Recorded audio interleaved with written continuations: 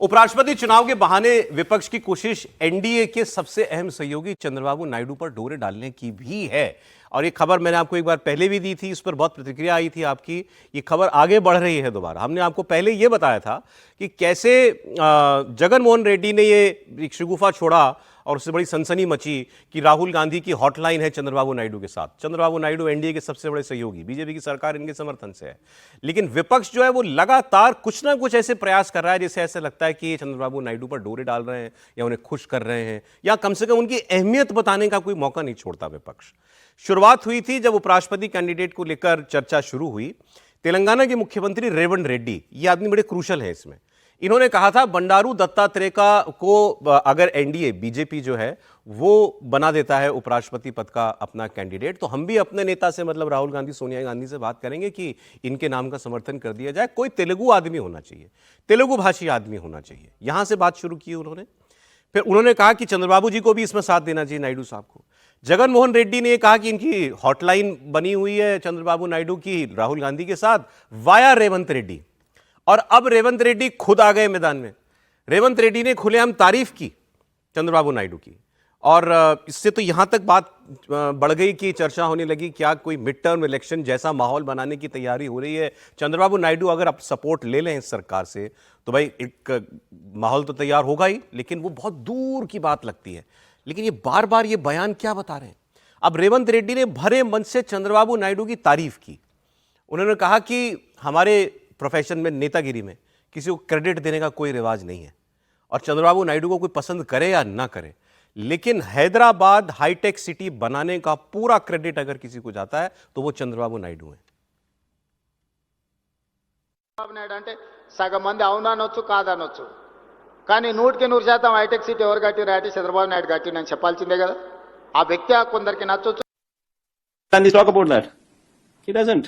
Rahul Gandhi does not talk about Andhra because Chandrababu Naidu is in touch with Rahul Gandhi through Revanth Reddy on a hotline. Is it not a fact? What should I comment on someone like Rahul Gandhi who himself is not sincere to what he does? ये पुराना बयान था वो जिससे पहले आपने सुना, तारीफ कर रहे थे चंद्रबाबू नायडू। किस वाली चर्चा करेंगे, पहले हिस्से सब जुड़ रहा है। और रेवंत रेड्डी कहते हैं तेलुगु आदमी को बनाओ उपराष्ट्रपति, हम समर्थन कर देंगे, चंद्रबाबू नायडू भी साथ देंगे। फिर ये कहते हैं इनकी दोनों की बात होती है राहुल गांधी की, अब वो इनकी तारीफ कर रहे हैं। लोगों को लगेगा ना भी कुछ पक रहा है क्या विपक्ष के और चंद्रबाबू नायडू के पीछे, बताइए त्रिपाठी। नहीं, देखिए मुझे लगता है कि राजनीति करना तो यही है और राजनीति का कोई अवसर है अगर तो उसको करना चाहिए। लेकिन कुछ घटनाक्रम देखकर उसको अगर समझें, जगन मोहन रेड्डी की हालत बहुत खराब है, बहुत वो अच्छी स्थिति में नहीं है राजनीतिक तौर पर। चंद्रबाबू नायडू बहुत पके हुए, बहुत सीजन लीडर थे, वो उस लड़ाई से निकल आए, वरना एक समय में लग रहा था कि चंद्रबाबू नायडू और उनके बेटे की तो राजनीति पूरी तरह से खत्म हो गई। अब उसी अवस्था में जगन मोहन पहुंचे हैं। जगन मोहन के ऊपर मतलब कितने तरह के घोटालों के आरोप हैं उसकी कल्पना नहीं की जा सकती है। ढेर सारे घोटालों के आरोप हैं, भ्रष्टाचार के आरोप हैं, जो आमतौर पर सरकार जाने के बाद होता है। अब उन्होंने ये जो कहा उसमें दोनों बातें उन्होंने कही। एक तो ये कहा कि चंद्रबाबू नायडू वो राहुल गांधी के साथ लाइन पर हैं, हॉटलाइन पर हैं वाया रेवंत रेड्डी। दूसरा उन्होंने कहा कि राहुल गांधी अपने काम के प्रति ईमानदार नहीं है। तो खबर तो उन्होंने जो कहते हैं ना कि कट्टम कुट्टम हो गया, खबर जो है उन्होंने खत्म कर दी। वो कह रहे हैं कि हॉटलाइन पर हैं और राहुल गांधी अपने काम के प्रति ईमानदार नहीं है। तो अगर राहुल गांधी ईमानदार नहीं तो फिर वो क्या ईमानदारी से कर पाएंगे। लेकिन मुझे इसमें जो सबसे अच्छी बात दिखी जो रेवंत रेड्डी ने किया है, ये सामान्य काम नहीं है। हर कोई जानता रहता है फलाना काम इस मुख्यमंत्री का है, इस सरकार का है, लेकिन जैसे ही आए अपना वाला नया वाला लगवा के, बढ़िया वाला पत्थर और लगवा के उस पर चिपका देते हैं।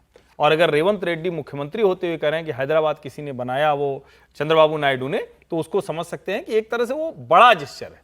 अब क्या साउथ वाली भावना प्रबल होगी? तो करनी चाहिए भाई, हर किसी को करनी चाहिए। प्रतिभा पाटिल थी तो शिवसेना ने उसी आधार पर समर्थन दे दिया था। तो ऐसा नहीं है अगर कोई नाम आता है किसी का तो, लेकिन मुझे नहीं लगता कि एनडीए आज की स्थिति में जहां खड़ा है उसमें विपक्ष को बहुत ज्यादा मैन्यूवरिंग करने की स्थिति है। अच्छा, थोड़ा पॉलिटिकल चलेगा इधर से उधर, लेकिन मुझे नहीं लगता कि बहुत कुछ ऐसा होगा कि जब हम लोग ये सब चर्चा कर रहे हैं। और अभी विनोद जी ने बड़ी अच्छी बात कही कि द्रौपदी मुर्मू बना दिया था, सारा खेल खत्म हो गया था, तो आखिर ये तो इस बार भी करने की तैयारी होगी। ऐसा कोई व्यक्ति लाएंगे जिससे कि ये वाला मामला उठे नहीं। लेकिन ये रेवंत रेड्डी खिलाड़ी आदमी लगते हैं। ये वैसे देखिए खेले खाए हैं, ये शुरुआत की एबीवीपी से, आरएसएस से, बिल्कुल, इसीलिए उसके बाद चले गए ये चंद्रबाबू नायडू की पार्टी से विधायक रहे ना। बिल्कुल हाँ, विधायक रहे, बड़े नेता रहे, उनके करीबी रहे चंद्रबाबू नायडू के समय, उनके जब उन्होंने पार्टी तोड़ी उनके समय उनके बहुत करीबी नेताओं में रहे। और एबीवीपी से बैकग्राउंड का रहा है, राजनीति के का रहा, जो कहते हैं एबीसीडी, वो तो उन्होंने मतलब बीजेपी में ही सीखी हुई है। तो वो जो सीखी हुई जो राजनीति है, उसी तरह की राजनीति वो अपने राज्य में मुख्यमंत्री बनने की बात कर रहे हैं। लेकिन एक बात और है, जब रेवंत रेड्डी का चुनाव हुआ था मुख्यमंत्री के रूप में, कांग्रेस ने किया था, तब चंद्रबाबू नायडू ने तारीफ की थी कि अच्छा मुख्यमंत्री तेलंगाना को मिलने जा रहा है। मुझे अच्छा लगा कि रेवंत रेड्डी को कांग्रेस पार्टी ने अपना मुख्यमंत्री के रूप में चुना। पूछो कोई सेटिंग हो रही है क्या इनकी कांग्रेस, रेवंत रेड्डी के जरिए कांग्रेस और चंद्रबाबू नायडू की? देखिए, अब राजनीति कैसी, अगर आंध्र प्रदेश और तेलंगाना को अगर आप देखेंगे तो पहले तो तेलंगाना आंध्र प्रदेश में ही था, उसके बाद वो राज्य बना है। और आज अगर देखे जाए तो कई लोगों के राजनीतिक हित भी जो है, व्यवसायिक हित है, राजनीतिक हित है, वो तेलंगाना और आंध्र प्रदेश में मिले हुए।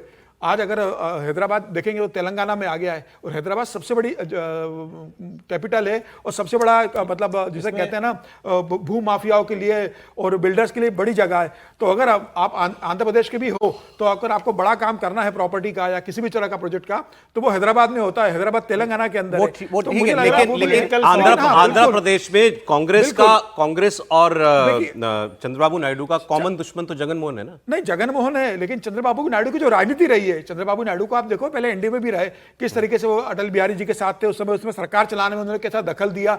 उसके बाद जो प्रधानमंत्री मोदी के साथ भी रहे, फिर 2017-18 में वो अलग हो गए। तो वो उनकी राजनीति ऐसी आपको नहीं लगता ये कुछ पक रहा है ऐसा? फिलहाल कुछ नहीं पक रहा, एनडीए छोड़कर कभी नहीं जाएंगे चंद्रबाबू। देखिए, जिस पॉलिटिकल सवाल की आप बात कर रहे हैं, क्या नरेंद्र मोदी की सरकार गिर सकती है, एक लाइन का सवाल, असंभव है। उसका जवाब है नहीं। क्यों? इसलिए नहीं कि हमें नायडू पर भरोसा है, इसलिए कि नायडू के पास उतने नंबर नहीं है। 16 चले भी जाएं तो नायडू और नीतीश या नायडू और दूसरे लोग, सबको जाना पड़ेगा। और दूसरी तरफ वो वाला नंबर पकड़ने में, ठीक है, 99 से या सबको लेकर बहुत बड़ा फासला है, इसलिए नहीं होगा। बाकी नायडू जी नहीं जा सकते ऐसा मैं नहीं कह रहा हूं। ठीक है, पर परिस्थितियां अलग हैं। परिस्थितियां जो है बिल्कुल।